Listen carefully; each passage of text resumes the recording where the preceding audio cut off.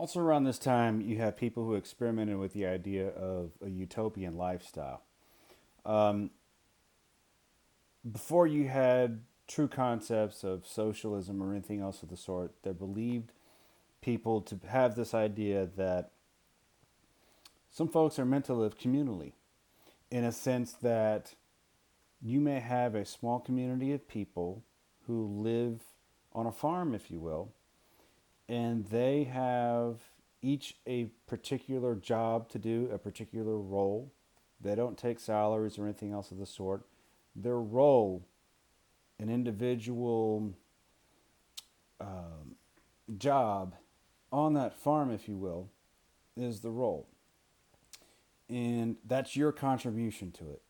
And when everyone does their role, everyone will have an equal role, but also an equal opportunity for leisure or perhaps intellectual pursuits or anything else of the sort.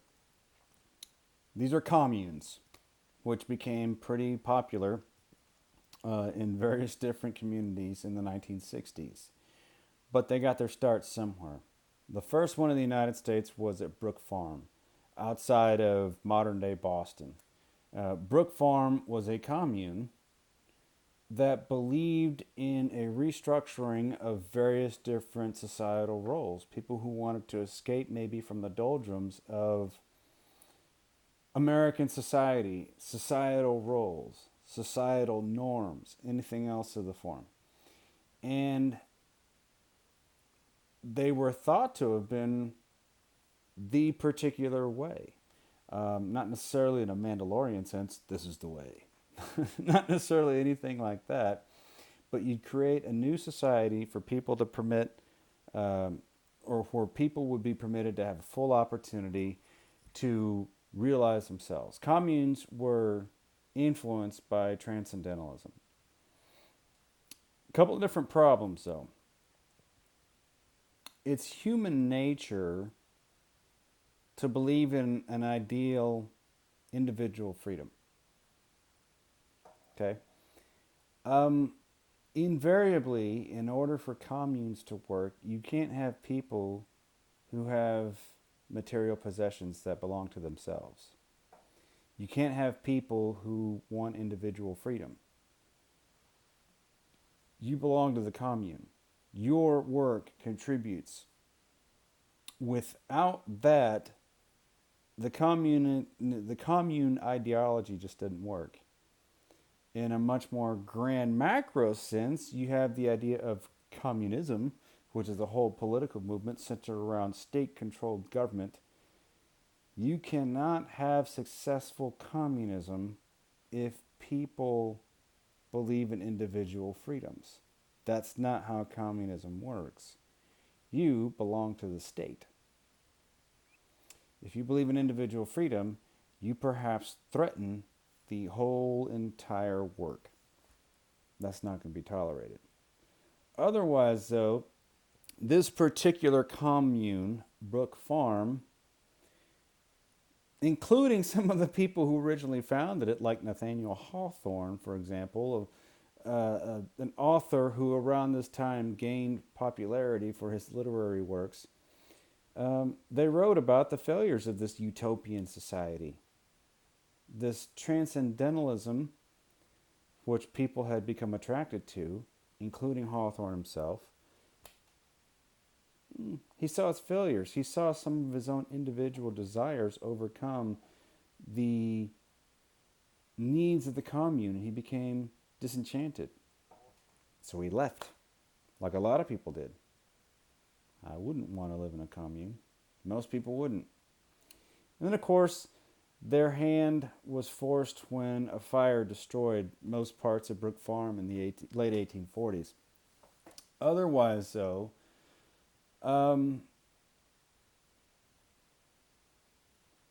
if you look at other literary works of Hawthorne, like The Scarlet Letter for itself, you talk about how, or he talks about how maybe perhaps people pay a penalty for cutting themselves off from society, like a Brook Farm type experience. Hmm. Interesting thought, a little bit of depth to go behind that. Otherwise, there were also people who, around this era, experimented with the idea of breaking from societal norms. Women and men should not have quote unquote traditional societal values. You hear often today that gender and things along those lines are just nothing but social constructs. I may agree or disagree with that.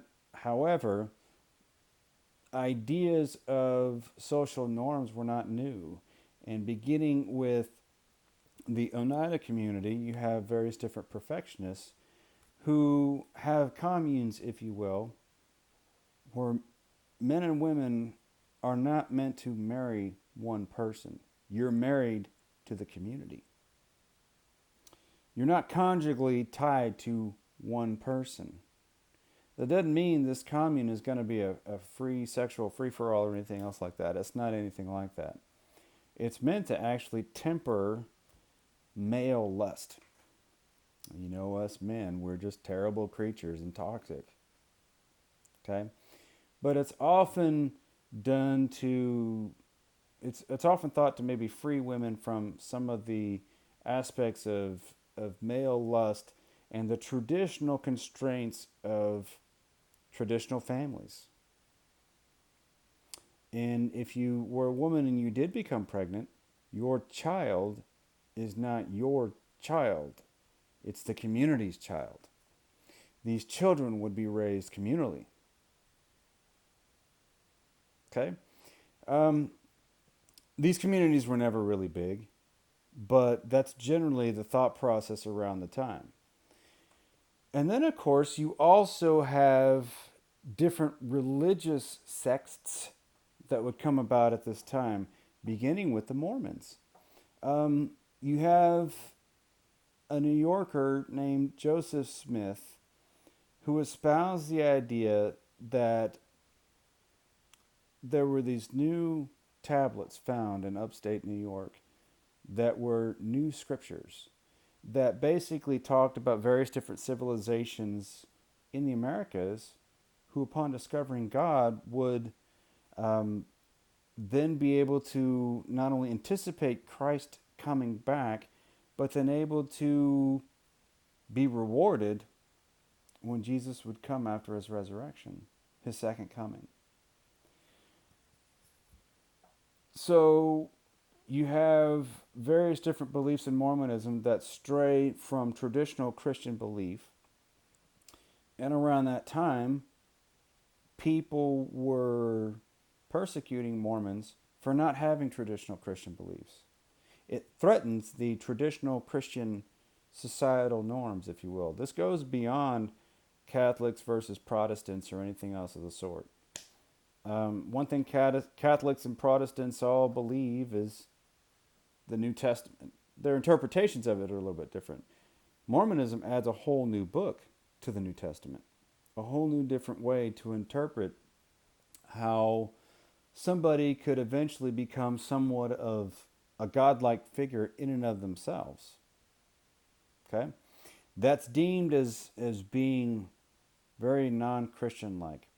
And many Christians were put off by how Mormonism would become somewhat popular in the 1830s and 40s in the Midwest. So around Missouri, in Illinois, and Ohio, you had pockets of Mormonism that would grow because of John Smith, or Joseph Smith rather, and they would be persecuted and run off. So eventually, Joseph Smith was arrested and eventually murdered in Illinois for his beliefs. And another Mormon named Brigham Young led a trek of about 12,000 Mormons out of the Midwest and into new American lands that could now allow Mormons to practice their faith freely. We know that land is modern day Utah, the state of Utah. Salt Lake City, Utah was founded by the Mormons. And in the state of Utah, you have a very large Mormon influence. You see Mormons everywhere. I mean, living here in North Texas, there are Mormon churches elsewhere. They refer to themselves as Latter-day Saints. So you might see an LDS church or anything else of the sort. Okay. Um, Personally speaking, some of the nicest, most character driven, and thoughtful and considerate people I've ever known happen to also be Mormon. Okay. So there's something really good about them. But at the time, they were persecuted for having different value sets and Christian beliefs, and that was a threat. Around this time, also, Mormons were further persecuted because John Smith espoused the idea of polygamy. That is, a man having multiple wives. Okay. Um, Side note, as I am married, I love my wife. I could not imagine having more than one wife.